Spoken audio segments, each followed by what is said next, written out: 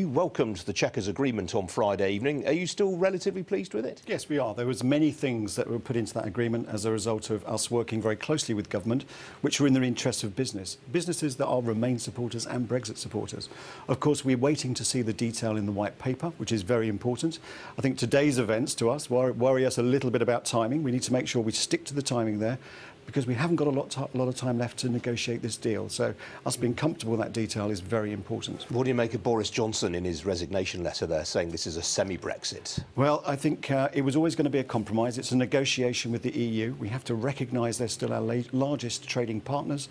For hundreds of thousands of employees in this country, it's critical we get the right deal. And I think the deal that was outlined on Friday in the Chequers agreement is a good step in that direction. Well, Stephen Martin, it looks, acceptable to Stephen Phipson and his membership. Will it get past the Commons, first of all, and then secondly, it's got to get past the EU27? Well, I think that's very important to recognise that the statement that the Prime Minister put out after Chequers was very much welcomed by the IOD. We thought it was moving in the right direction. There was a lot of positives in that. But of course, that's only the first part of the negotiation. The second part, the really important part, is to negotiate with the EU27. And time is really running out for that now. If you look at the next Council meeting in October, that's only a matter of months away. And we really need to get round the table and really negotiate with Europe. Isn't the danger, though, as John Longworth was saying earlier, every time the UK lays out some plans, the EU just chips away at it? They have proved very intransigent thus far.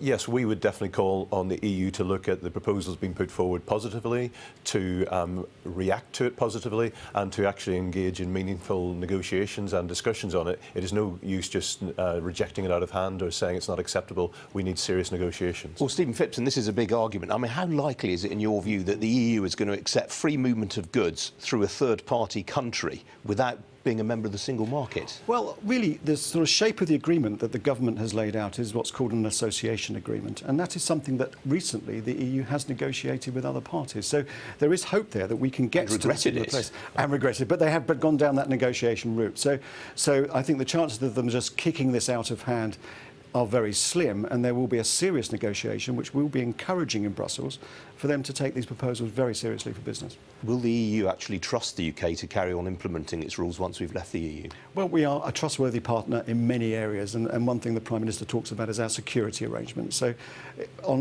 in that basis, there should be a lot of trust between us as partners to be able to do this for them on their behalf. Do you take any encouragement from what the Prime Minister said at the Commons this afternoon, that she's now stepping up planning on a no deal? I think it's sensible and pragmatic to actually look at what the potential scenarios could be. So, of course, a no deal is a possibility. It's one that nobody particularly wants, but it's only sensible and pragmatic that companies look at that and what that means, and the Prime Minister should really lead from the front. I mean, all this confusion has already hit business investment. I mean, today's events are not going to further that, are they? Yes, well, certainly uncertainty such as we've seen in the last 24 hours is not helpful. Businesses are really looking closely at their investment decisions, and this definitely does not help. Right, I mean, this is going to be a real issue, isn't it? I mean, another point, this ministerial mini reshuffle we've had today, yes. Kit Malthouse named as Housing Minister. He's the fourth in 2 years. I mean, important sectors like house building just left in complete confusion with a very lack of ministerial guidance. Well, I think that the real issue with Brexit is it's taking up so much time with the government or with the cabinet, and other things such as industrial strategy, housing, skills, investment. They're all getting, neglected to a certain extent. So we really wanted the focus to be on those things as well. Do you think? Sorry, Stephen. I was going to say, I mean, we called for two things over the past few months. One of them is stability and clarity around the deal. With Chequers, we got some clarity, a starting position where the government laid out its plans to go forward. Stability is the other part of the investment equation. What we've seen over the last 24 hours or so, it does not really help our case on stability, and we need to see that settle down quickly. We had a lot of salvos last week at manufacturers, the likes of Airbus, taking pot shots at the PM. It's really incumbent on these guys now to come out and say, yes, we like what Theresa May's come up with, isn't it? Yep, and I think we will see that, but we need to see the detail in the white paper, Ian. It's important. We're very supportive of the direction of travel. Let's see the detail now. So next week's going to be important for that.